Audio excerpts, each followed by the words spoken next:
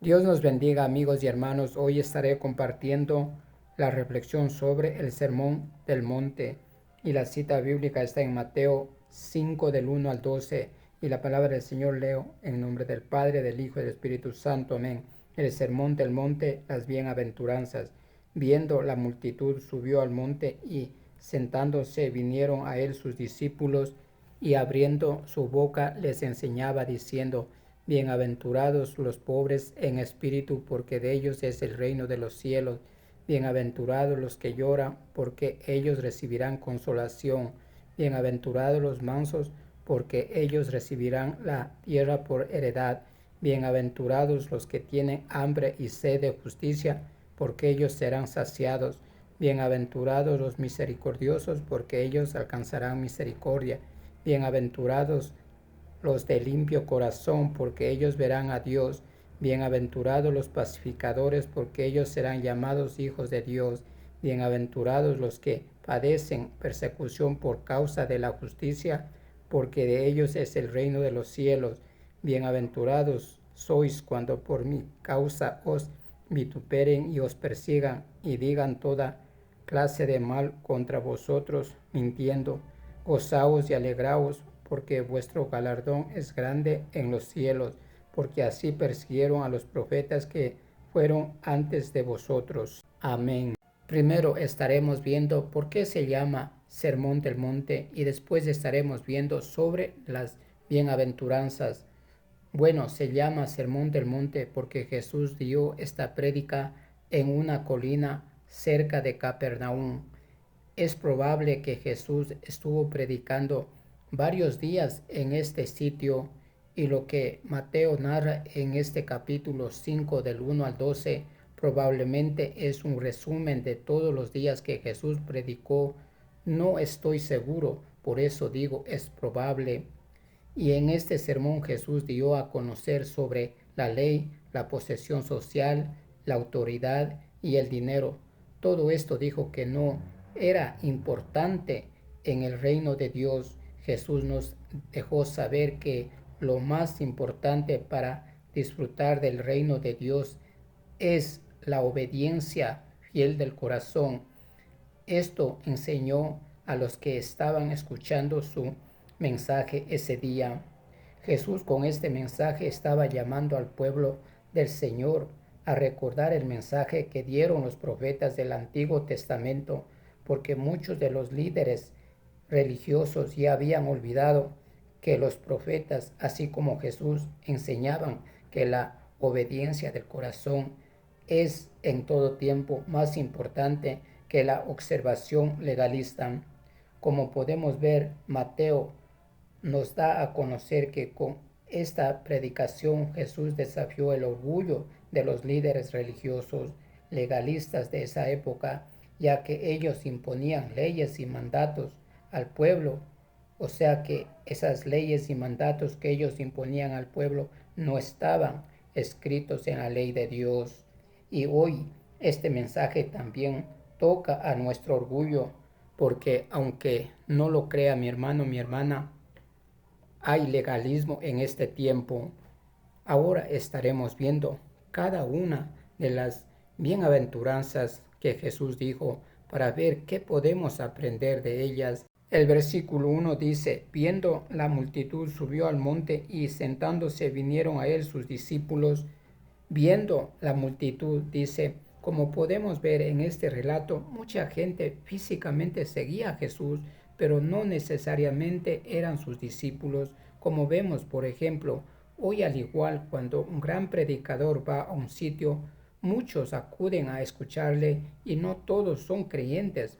Unos van solo por curiosidad, otros porque medio creen, otros van para ver qué pueden tomar, o sea que están pendientes de alguna cosa mala que diga el predicador, para decir que este hombre está tergiversando la palabra del Señor, porque esas personas quieren dividir al pueblo del Señor.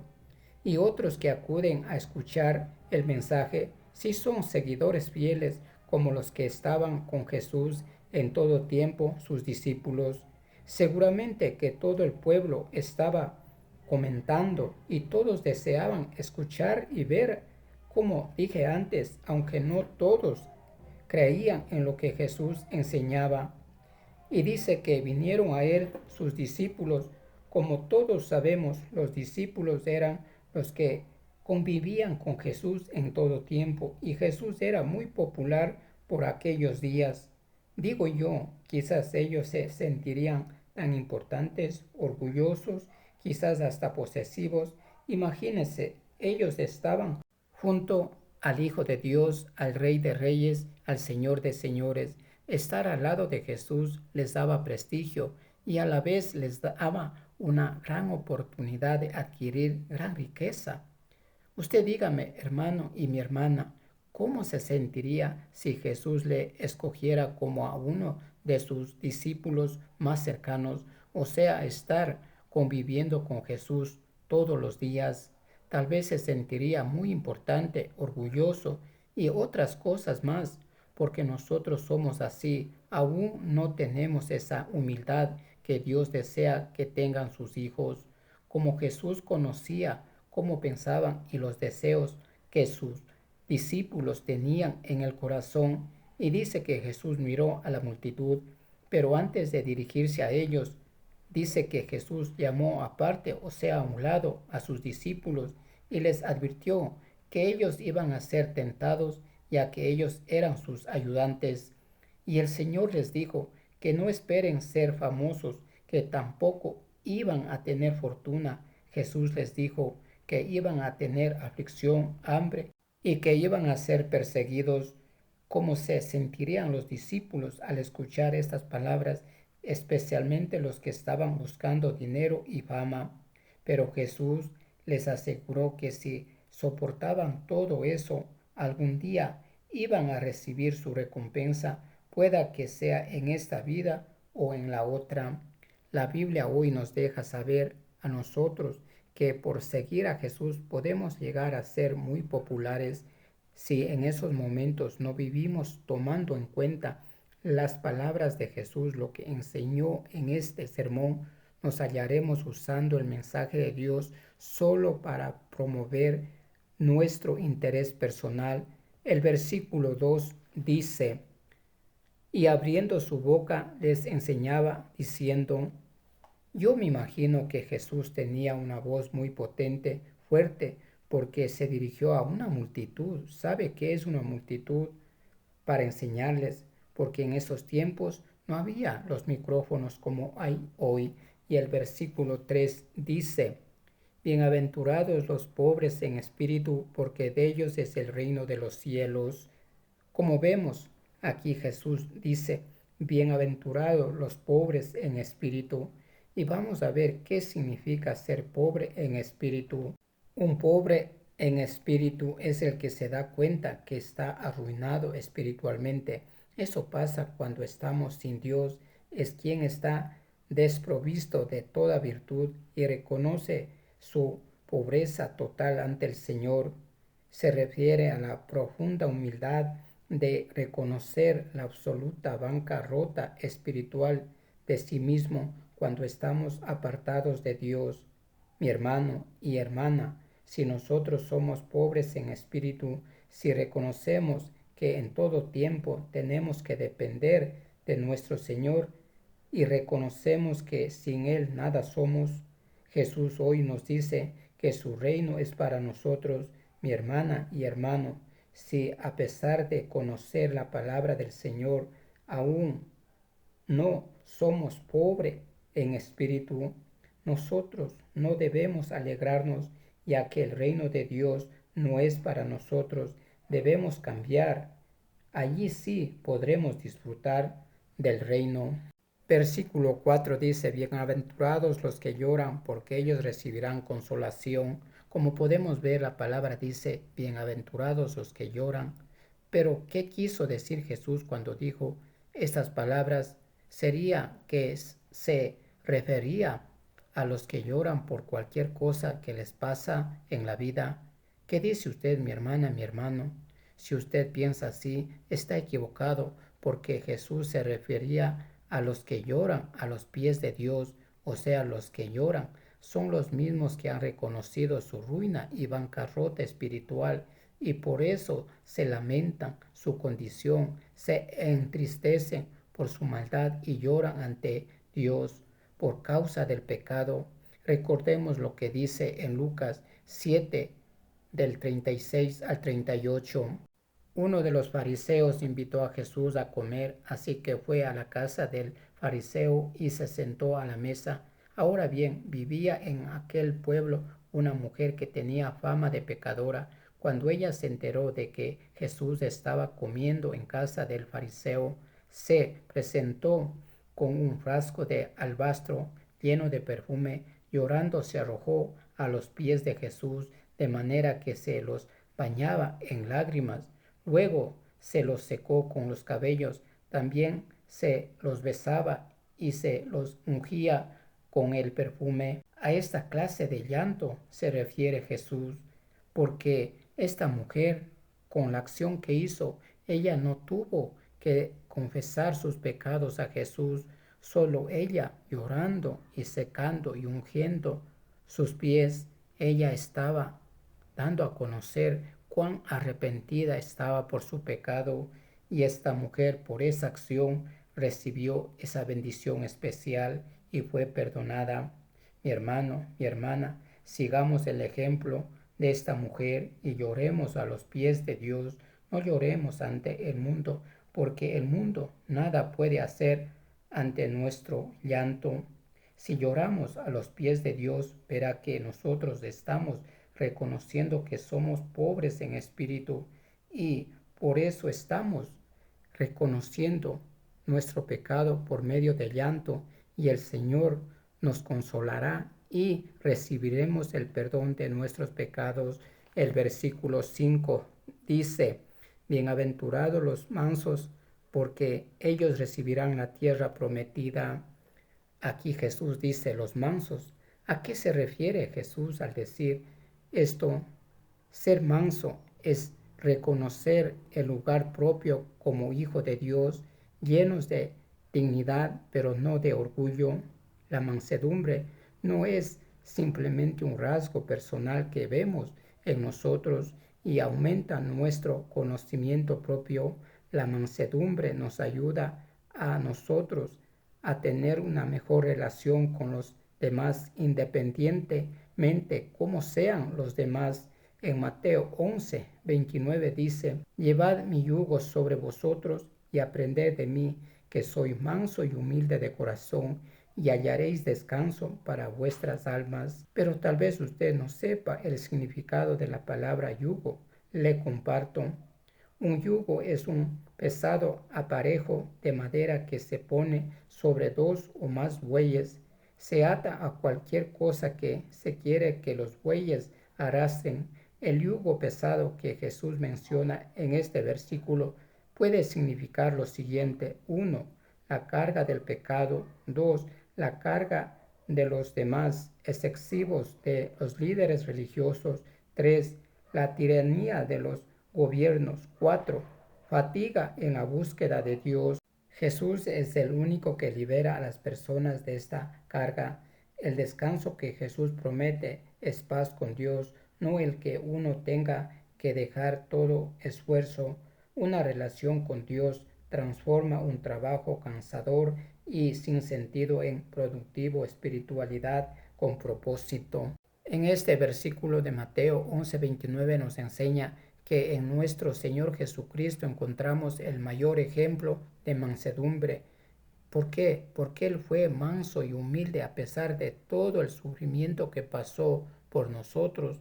Él se mantuvo manso y humilde por obediencia a su Padre. Él nunca se rebeló. Por eso, mi hermana, mi hermano, le invito que sigamos su ejemplo, y si seguimos ese ejemplo, recibiremos la tierra por heredad. El versículo 6 dice: bienaventurados los que tienen hambre y sed de justicia, porque ellos serán saciados. En este versículo nos da a conocer que Jesús menciona: tienen hambre y sed de justicia.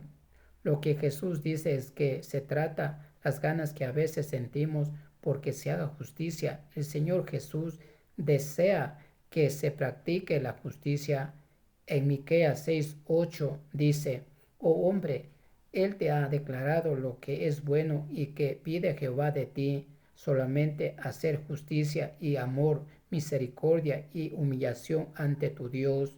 Cuando Miqueas dio a conocer esto al pueblo de Israel, Israel respondió a la petición de Dios tratando de apaciguarlo con sacrificios, esperando que los deje en paz. Pero los sacrificios y otros rituales no bastan. Dios quiere un cambio en nuestras vidas. El Señor quiere que su pueblo sea justo, recto, misericordioso y humilde.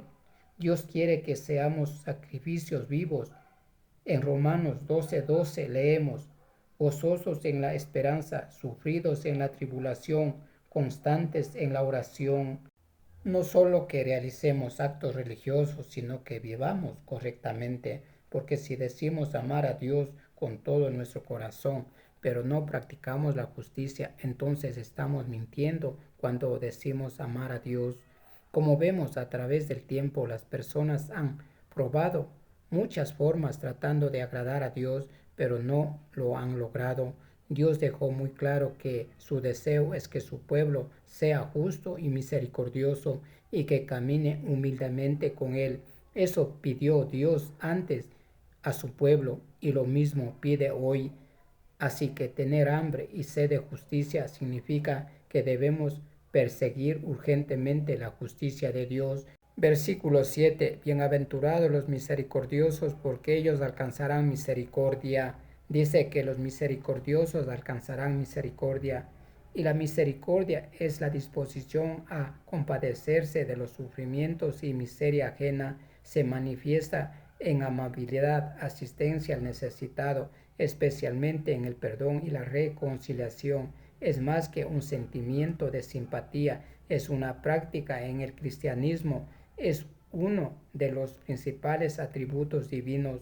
Como podemos manifestar la misericordia ayudando a alguien, dando albergue, dar de comer, dar de beber, vestir al que no tiene, y hay otras cosas que podemos hacer. Recordemos que el Señor Jesús dice que cuando nosotros hacemos todas estas cosas a las personas, estamos cumpliendo con su palabra, porque el Señor Jesucristo dijo que todo lo bueno que hagamos a las personas es como que si estuviéramos haciendo a Él, pero también por medios espirituales, por ejemplo, enseñando, dar buenos consejos, consolar al que está triste, rogar al Señor por el bienestar de los seres humanos. En Efesios 2, 4, 5 dice: pero Dios, que es rico en misericordia, por su gran amor por nosotros, nos dio vida con Cristo, aun cuando estábamos muertos en pecados. Por gracia ustedes han sido salvados. Como vemos en este versículo, nos deja muy claro que Dios tuvo misericordia por nosotros, nos dio vida en su Hijo amado, evitó todo el sufrimiento que nosotros merecíamos.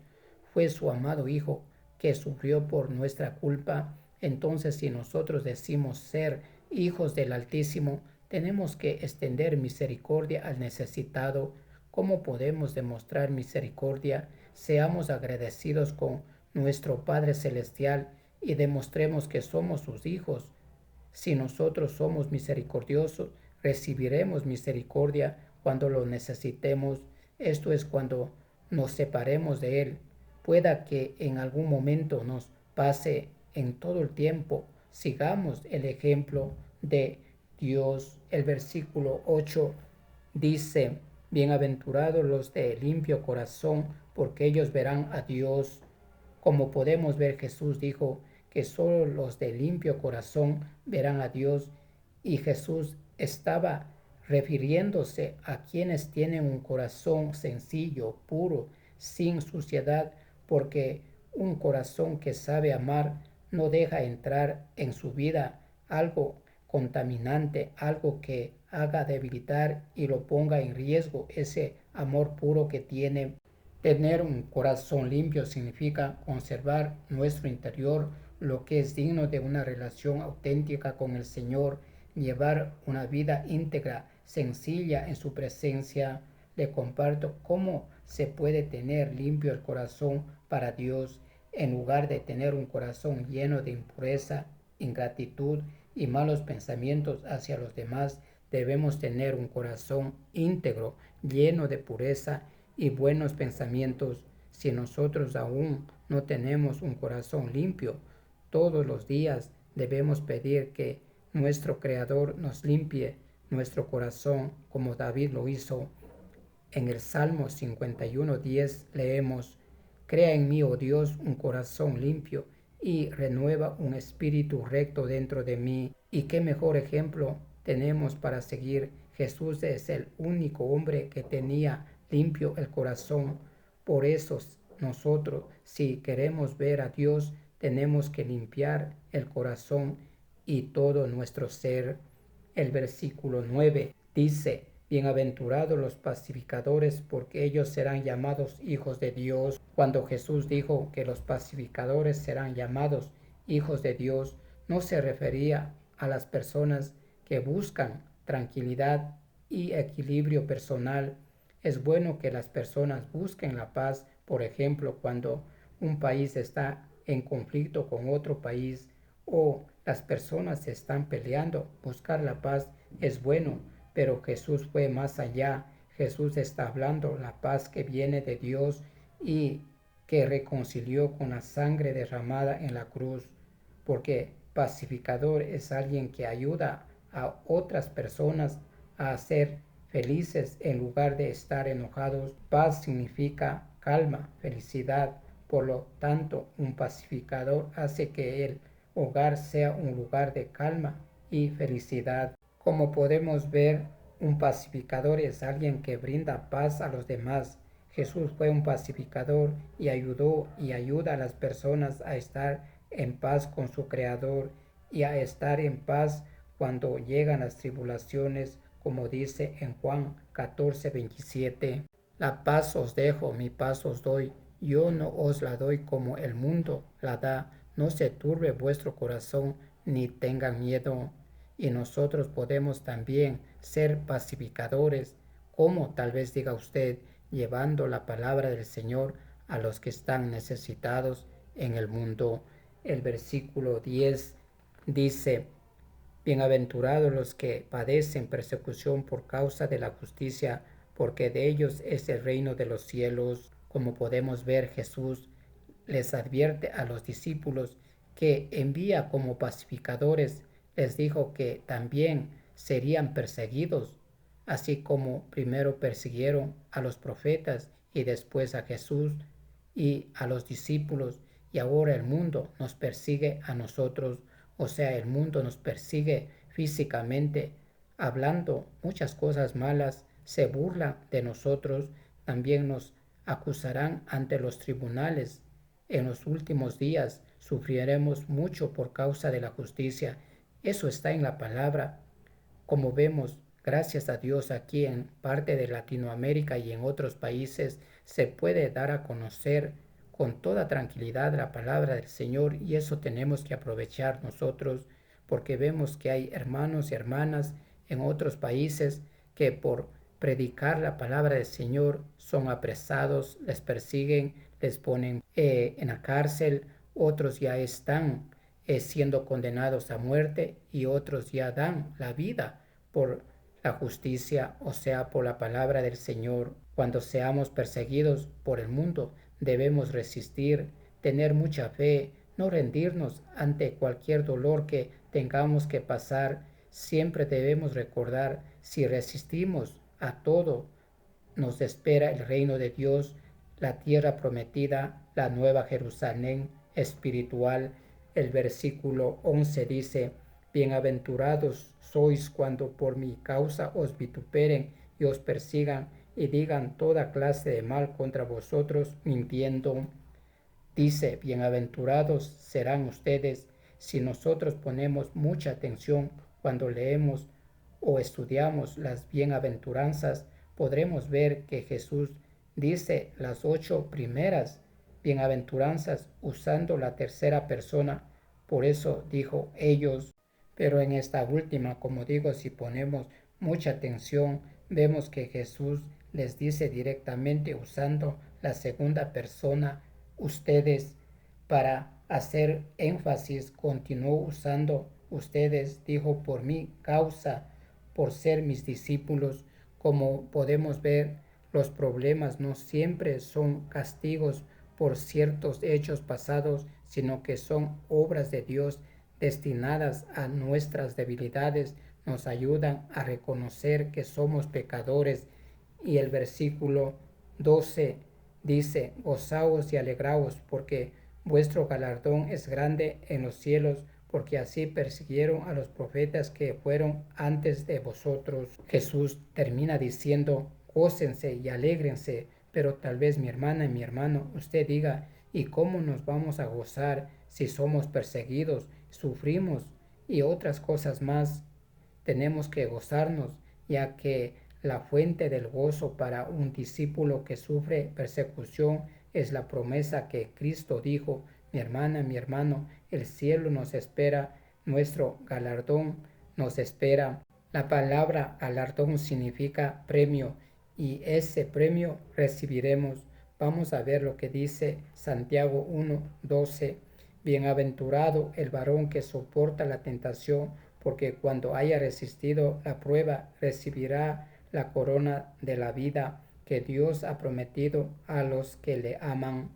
Mi hermano, mi hermana, qué más hermoso galardón que nos espera, el de la vida eterna, porque solo cuando Cristo venga por su pueblo se terminará el sufrimiento, el dolor, la persecución. Resistamos todo, pensemos en el galardón que nos espera algún día. Mi hermana, mi hermano, si está siendo perseguido por causa de la justicia, por la causa de Cristo, y quiere abandonar el camino del Señor por ese motivo, no lo haga, tome fuerza y resista. Recuerde que los profetas, Jesús y los discípulos, todos fueron perseguidos.